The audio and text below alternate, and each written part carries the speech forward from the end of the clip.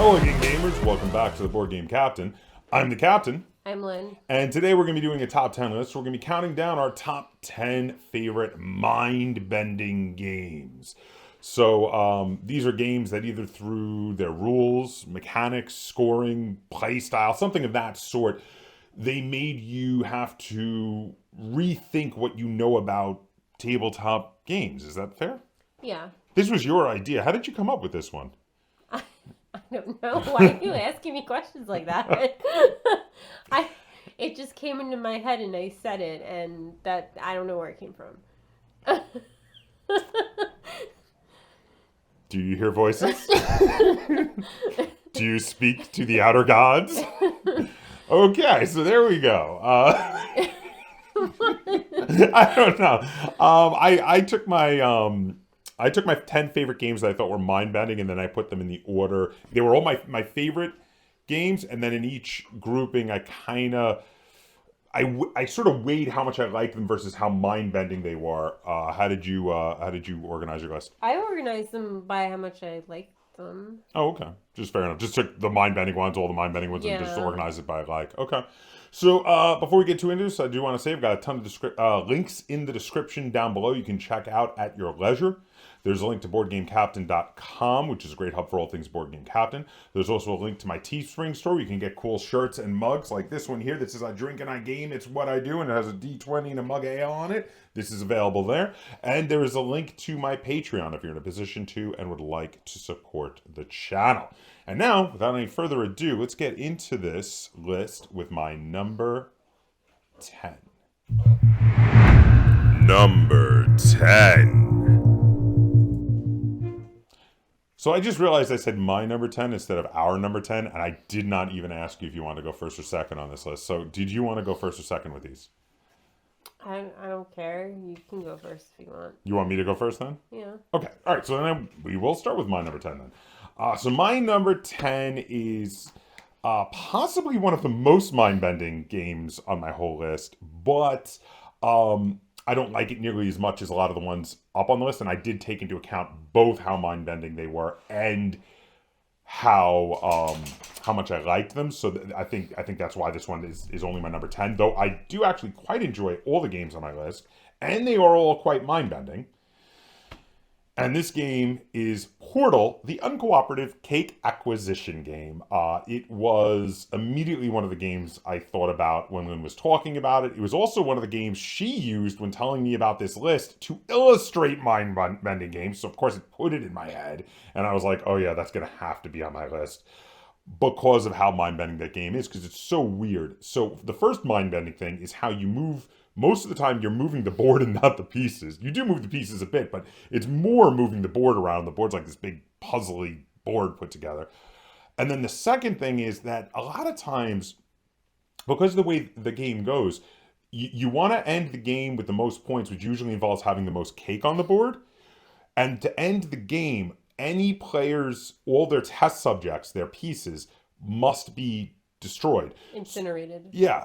It's called the incinerator. Incinerator, yes. So if you incinerate all of your own test subjects and end the game when you have the most cake on the board, you win by killing all of your own people, which is so weird. And definitely broke my mind the first time I played it. I was like, oh wait, I can win by killing all my, because they don't explicitly they don't say it in the rule book, just like one player needs to lose all their pieces. And then it suddenly clicks with you like, oh yeah, I can kill all my own guys, and that's probably the easiest thing to do. So weird. But this game is a lot of fun. The production was really cool. It's very tongue-in-cheek and keeps that kind of tongue-in-cheek, sarcastic tone from the video games, which I really like. And that's why Portal, the uncooperative cake acquisition, which I even just absolutely adore the title of this game. The uncooperative cake acquisition game is my number 10 favorite mind-bending game. Okay, so my number 10 is Phase. And that is a battle card game. Definitely. But the thing that makes it different is that the cards are double-sided. Yes. And no two cards have the same on both sides. So you put it out on one side, and then you have to do something to flip it over. You flip them over to pay for things. That was the first thing. You flip them over to pay for things, to bring things from the pay for area into play as monsters and warriors. Yeah, so you have to know what's on both the front and back of your cards, and it's very, and not only that, so like it's weird, like you get to draw some cards into your area where you have your resources, and those, like we said, you flip them to put one of them out, and then sometimes you can chain react where you're like flip, flip, flip, flip, flip, this one goes out, and now because there's a cheaper one here, I can go flip, flip, flip, flip, flip, and put that one out too. But then also, there's, in addition to them being double-sided and having the two different warriors or monsters on either side, there's also two sideways things with the spell effects, and some of those you draw into your hand. So there's like 4 ways to use every card. Yeah, that is a mind-bending game. Thoroughly agree. Do you have anything else you wanted to say on Phase? No. Okay.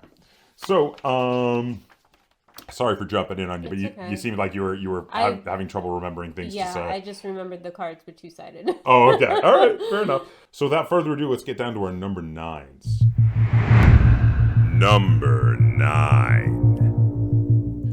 So my number 9 is Phase. It's our first crossover. I doubt it'll be our last, because I'm pretty sure there's going to be a bunch of crossovers. I've already just discussed, just a moment ago, exactly what I love about Phase when it was on Lynn's list. So, Lynn, why don't you get on with your number 9?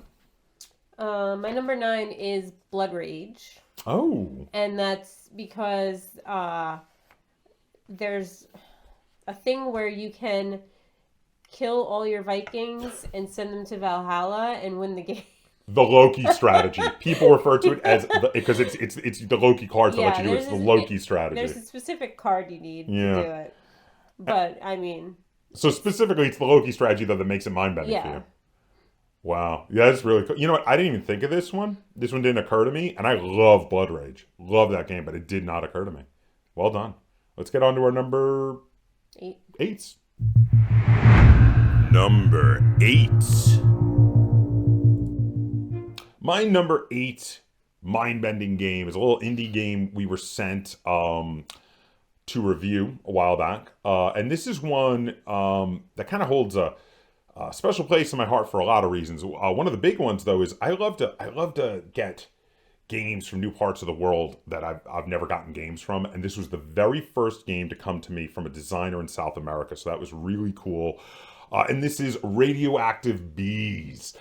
This is a weird kind of stacking game where you have all these different shaped tiles with symbols on them of the bees of your color, and you got to stack them, but they can't be out over open nothing. And when you stack, they have to be like over, part of them has to be over at least 2 different tiles. And as you stack up, you're trying to strategically place the symbols in places that your opponents won't be able to stack on top of them, because if they stay open, they start accumulating these points rings. It's the radiation, and the more radiation they have, the more points they're going to be worth at the end of the game. This game is like delightfully puzzly, incredibly bizarre, and the strategy is what breaks my mind, especially because you have to like very puzzly look at it like, okay, because of the requirement of them having to place a tile on 2 tiles of the lower level, if I place this one here, they can't cover it. And that's what's mind-bending to me, that part of it. It really, really does get me. But yeah, Radioactive Bees is a delightfully puzzly game. I thoroughly enjoy it, and that's why it is my number 8. Okay. My number 8 is Grindhouse. Oh. It's a house where you play these people. It's a house that you play. No, it's a game that you play. These people, yes, you have to make it through a haunted house. Yes. And each person gets a secret objective. Yeah. And sometimes that secret objective can be to either murder other people or to get yourself killed. Yes. It's like that. There's also one where I think it's called the masochist one. The masochist one where it's not to die, but it's to take the most damage without dying. Yeah. So it's really weird. And people would be like, why do you keep volunteering to go in the room first? Because like that game is very lethal. There's a lot of I didn't think of that one either, but that's a good one for that reason. I forgot about the goal cards, the weird goal cards. Yeah, because it is. I mean, it's like.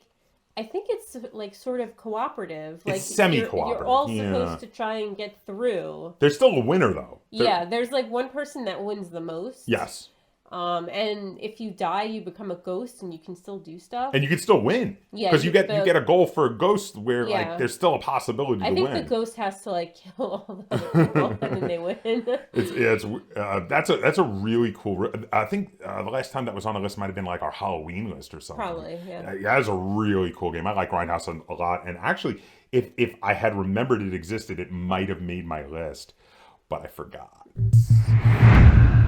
Number 7. My number 7 is Shadows in Kyoto. So Shadows in Kyoto is this tiny little board game that's obviously inspired by previous bluffing strategic board games like Stratego, but it's got far less pieces, and it's distilled down to its essence, and it's got this crazy kind of bizarre thing where, so instead of playing out a battle, you're playing out this like these group of spies trying to secretly pass along information. But there's this crazy trick where if your opponent catches a couple of your people passing real information, they beat you. But if you get your opponent to instead catch someone who's been planted with misinformation, you beat that. Which is so weird. And like, the first time I played it, it totally broke my mind, that whole thing. And I love that about it. It's so good. Also, you having to use the cards and the hand management for the moves. So you have to hold on to certain cards if you want to make certain moves is also really mind-bending. It's just a generally mind-bending little game. And I love it. And that's why Shadows in Kyoto is my number 7 favorite mind-bending game. My number 7 is Portal. The uncooperative cake acquisition game, which we already talked about. Did you have anything you wanted to add about Portal? No, not really. Was this really the game though that made you think of this whole list? Because this was one of the first things you mentioned to me. You're like, like Portal. I don't know if I thought of the game first, but it was the best example I could think of. Fair enough. Number 6. My number 6 favorite mind-bending game is Shobu. Shobu is an abstract strategy game. It looks like an ancient game, but it definitely has modern sensibilities because there is no really classic abstract game that plays like Shobu plays. The thing about Shobu is you have 4 boards, and they are separated by color of the board. There are 2 light boards and 2 dark boards, and a rope in the middle that separates your side of the table from your opponent's side. So both of you have 1 light board and 1 dark board on your side and 1 on your opponent's side. And the thing is, you each start there. The boards are 4x4 grids. You have 4 of your stones on your side of each board and 4 of your opponent's stones on their boards, on their side of their boards, and your boards. Yeah, all 4 boards have 4 of each. It's already getting difficult to explain. It's so weird. So then here's what happens. So you have to move a stone 1 or 2 spaces, either straight or diagonal, on one of your 2 boards. Then you must move one of your stones the exact same direction and same number of spaces on a board of the opposite color, either yours or your opponent's. And the goal is to fully push, because if you run into another piece, you push it, fully push all the stones of your opponents off one of the boards, any of the boards. First person to do that wins. This game is so mind-bending. Keeping track of all 4 boards, it feels like you're playing chess in multiple parallel universes at once. And it's crazy, crazy mind-bending and crazy fun. I love Shobu. And that is why Shobu is my number 6 favorite mind-bending game. My number 6 is Onami. This is a game where you put dice on the game board and you play a card on the spaces. And then if the card has, if the number is higher than the side that's touching it. Right. You basically take over that card also. So then you get to turn the die to your symbol on the die as well, right? And then it can keep going. So then if the other side of that card is higher than the other one, you get like the whole row. It makes like a chain reaction. And like sometimes you can turn like half the board in one move. And I think basically when all the spaces have a card on them, whoever has the most of their symbol face up. I haven't played that one in a while. That is a very mind-bending game. The mechanics of that are so bizarre. Definitely so bizarre. Good one. Number 5. My number 5 favorite mind-bending game is a chess variant. It is PacoShaco. Now, I reviewed this one on my channel. This is one that we were given a review copy of. And this, at first glance, you look at it and you're like, oh, that looks like chess. Sure, the big difference between these pieces and normal chess pieces is that the base of them, each base of a piece looks like half of a yin-yang symbol, and they can fit together, and that's important for the gameplay because you don't capture pieces in this. Instead, if you move one of your pieces into the space of an opponent's piece, instead of capturing it, they join together into an amalgam combined piece that now can be moved by you, the way your piece in that combined piece moves, and by your opponent in the way that their piece moves. Now, they can no longer capture, they can no longer move into a space with another free piece, but if a free piece decides to capture into their space, what it does is it moves in, it frees the piece of yours that was previously there, causing a chain reaction and allowing it to come out and get a free move. So sometimes you can set up chain reactions where you're like, my knight moves into this piece, which frees my bishop, which moves into this partnership, which frees my queen, which moves in and pairs up with my opponent's king. And if you pair up with your opponent's king, making an amalgam with their king, you win the game. And it is very mind-bending. It doesn't seem like it would be at first when you first look at it, because you're like, oh, it's a chess variant. But then you start playing and you're like, no, this is like a totally different game, even though the pieces move like chess pieces. Very, very cool. And that is why PacoShaco is my number 5.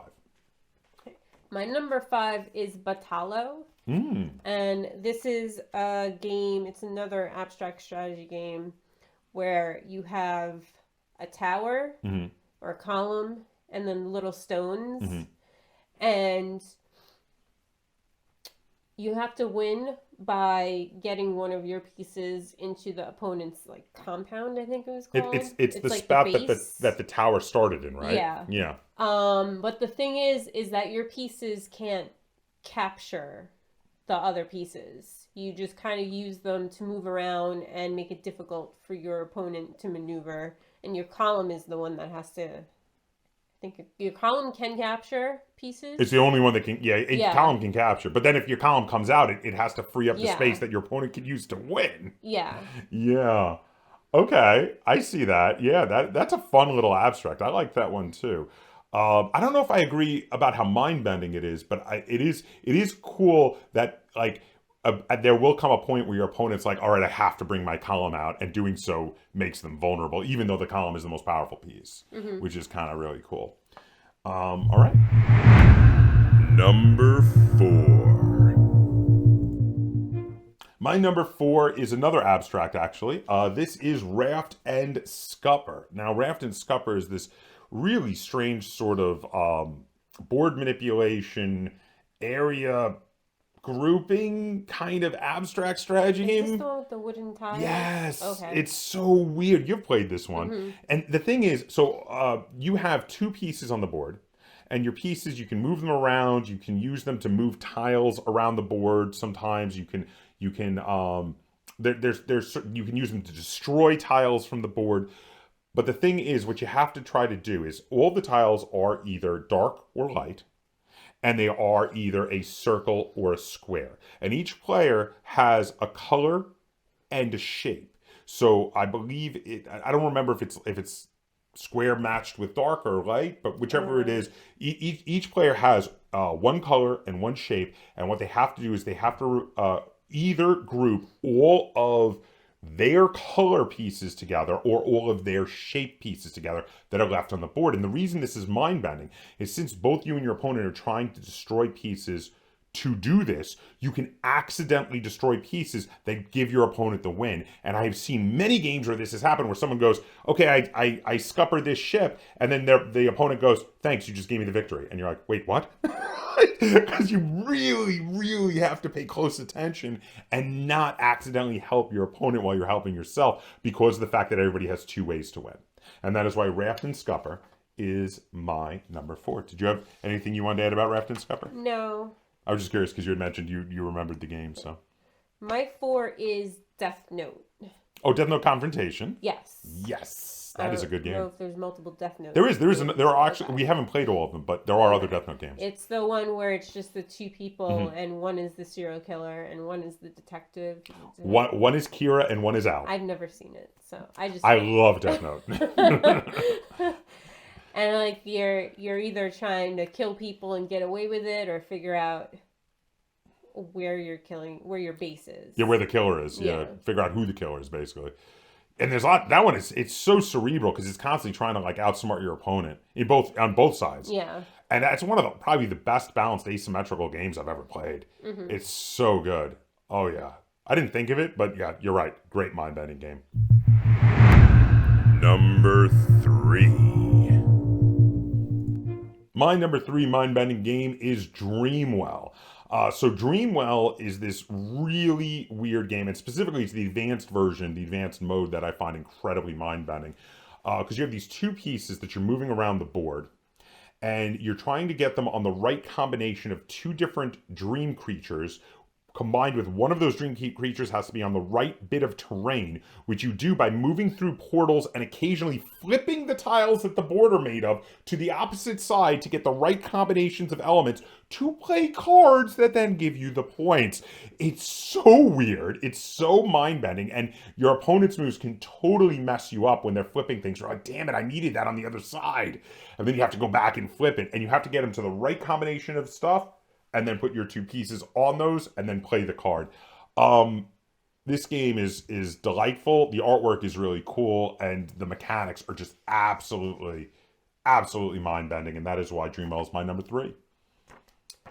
My number 3 is Woodlands. Okay. Which is a child's game, but... I see where you're going here. Go on. The thing is that you need to make a maze with your pieces, while keeping in mind all these different things that need to either be in the hedges or be on the path, and that your little dude who after you've made the maze has to make it through the maze and get all these point things. And your little dude could be Little Red Riding Hood or Robin Hood or Van Helsing. No. There is the Dracula one, or King Arthur. Yeah. So yeah. So because you see the pattern, but you have to you have to arrange everything. You have to arrange it. The pattern's over there, and you have to arrange the tiles over here to try to get it right. And then you have to put the pattern on top because it's on a transparency. Yeah, that is really cool. And sometimes you think you nailed it, and then you put the transparency on, and you're like, what did I do? What have I done? Yeah, no, I agree. That is a very mind-bending game. Good choice. Number 2. My number 2 favorite mind-bending game is, it is a particular game, but it's also a stand-in for a whole family of games. And that is Exit the Game, The Sacred Temple. Now, the reason it's The Sacred Temple is that's my favorite of all of the Exit the Games that I've played so far. And we've actually played quite a few, haven't we? Mm-hmm. But that was my favorite.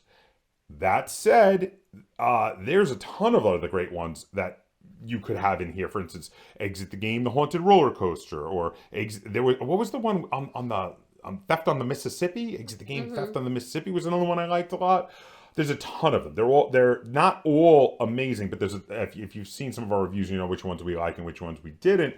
And for the better ones, for the ones that we like, I found these games to be absolutely mind-bending because it's done like an escape room in a box, and there's lots of times where you have to do weird things and think outside the box, cut up cards to make other objects, to solve puzzles, poke holes in things and look through them, and all sorts of weird things you have to do to solve the puzzles. And when they're done right, like they are in the Sacred Temple, which again is my personal favorite Exit the Game, though I think my second one was Theft on the Mississippi. Okay. But when they're done right, like they are in games like that, it's amazing. And it is absolutely mind-bending. Like you end the game going, wow, I didn't know tabletop games could do that. And that feels like the entire point of this list. So far, there haven't been any exit games on. Did you forget about them, or? Yeah, I mean, I saw some of them over there, but I was like, oh, those are just puzzle games. did, uh, so do they not, do you not think of them as mind bending, I or? guess I don't. They're Oh, just okay. like, I mean, they're just Well, puzzly. that's the difference of opinion Yeah. there. There you go. And so my number 2 is Parade, and Ah. it's because of the scoring, where you don't want points. You want no cards. You want no points. It's a set And collecting it's game where you don't want to collect sets. yes. and then the thing is that if you do happen to be unfortunate enough to get cards in front of you, Yeah. then you want all the cards. Because having the most of a particular, cards of a particular suit will be worth their posted value, which is 0 to 10. But if you get the most of that suit, you get to flip them face down, and then they're only worth 1 each. So having a 10 versus having a 10, a 9, and an 8, the 10, 9, and 8, if that's the most of that suit that anyone has, will only be 3 points. Versus, yeah, having just the 10 will be worth 10 points. Mm-hmm. So yeah, it's the scoring in that is very mind bending. I'm with you on that. And now it is time for number 1. All right, so we have made it down to our number ones here. My number 1 is a fairly recent game for me. I don't even think you've played this one yet. I was playing this. I played the crap out of this game, but not with Lynn. I was playing this one with Alex. Alex and I will sit down and, no joke, play this game like 8 to 15 times in one sitting. And the first time Alex and I played it, we I don't remember how many times we played it, but afterwards, Alex's wife Sabrina came over and we were going to play some multiplayer games, and she goes, "Oh, have you guys been having fun?" And Alex goes, "Josh introduced me to this game. It broke my mind and I love it." And I knew that this was going to be the top of my list, and that is That Time You Killed Me, which is a really bizarre thematic abstract strategy game, which in itself, being thematic and abstract at the same time, is mind bending. But the mechanics, the way the game works with its 3 boards, and the fact that there's time travel, you have the boards are past, present, and future, and you move around through time, duplicating yourself in the time stream, and then doing things like there's 3 different modules. You can play combinations thereof. There's one module that lets you plant a seed that in a future time becomes a shrub, and in a future time after that becomes a tree, and then in the future time, then a version of you there can push the tree down and crush someone with it. And then there's another module that has statues, where if you move a statue in one time period, it moves in the same direction in future time periods. So you can push a statue around in the past to crush someone into a wall in the future. And your goal is to kill off all versions of your opponent in 2 of the 3 time periods to win. There's also another module with elephants. You can train the elephants and get them to trample people. And then there's a ton of cards, like these achievement cards you get to unlock. The pack will tell you what you have to do to unlock the pack of cards, and then you can play with them to get asymmetrical player powers. Each one of you drafts a card. This game is fantastic. I cannot sing its praises enough. It's one of the best games I've played in the last few years. Absolutely amazing. And it is probably the most mind-bending game I have ever played in my entire life, and that is why That Time You Killed Me is my number 1 most mind-bending game. And now I'm dying to know what is yours. Oh, it's Bill and Ted's Excellent Board Game. Okay. Because every time I play it, my head hurts. But you love that game. But I will play it like every day. Why don't you talk about why it's mind-bending? Okay. So you get a hand of cards. Yes. And the cards have numbers on them, and also like movements. Yes. Like arrows. They usually have 2 directions, like either turn left, turn right, turn Yeah. around, move straight forward, move straight back, things like that. And they also have little symbols because you're Bill and Ted in the phone booth on the board, and then there's the bad dudes, the sheriff and the knight. Yeah. So what you do is you move yourself according to the arrows, and then the sheriff and the knight also have to move according to that. And if they hit you on the board, then You have to lose. you have to drop your the people that you're trying to collect all the people for your history test. Yes. Um, And then so the numbers you forgot to mention, the numbers make everyone go in initiative order. Oh, So yeah. so you're programming this the, out. Whoever has the lowest number goes first. So You're programming it out ahead, Yeah. and you're like trying to gamble on, am I going to be going first or second this turn?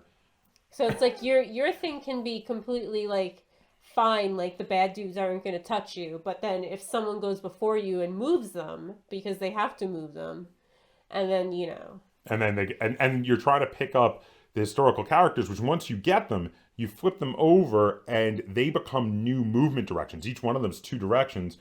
And what's going to happen is on your following turns, you have to move how the people you've collected tell you to move before moving how the cards you play tell you to move. This is a theme that you would not think is any kind of heavy brain burning game, and it actually is. I didn't think of this one, but you're right. This is actually a very brain burning game, very mind bending, if you will. Wow. Anything else to say on Bill and Ted's excellent board game? just that I love it. This has got to be in your. I think this is in your top 5 games of all time, right? Probably. Yeah, I was gonna say. I bought it because it was like on sale and it was Bill and Ted's, and I was like, if it sucks, whatever. And then it turned out to be really good. And then you've been like singing its praises for ages. It shows up in a lot of your top 10 lists. So yeah. All right. Well, there you have it. That is our top 10 mind-bending games. Let us know in the comments down below. What are your favorite mind-bending games? What ones should we check out? And what do you think of our lists? And if you enjoyed this top 10 list and you'd like to see us do more like it, be sure to give it a like, share it on all forms of social media. And if you haven't already, please subscribe to the Board Game Captain. That's Captain spelled with a K on YouTube. And until next time, game on.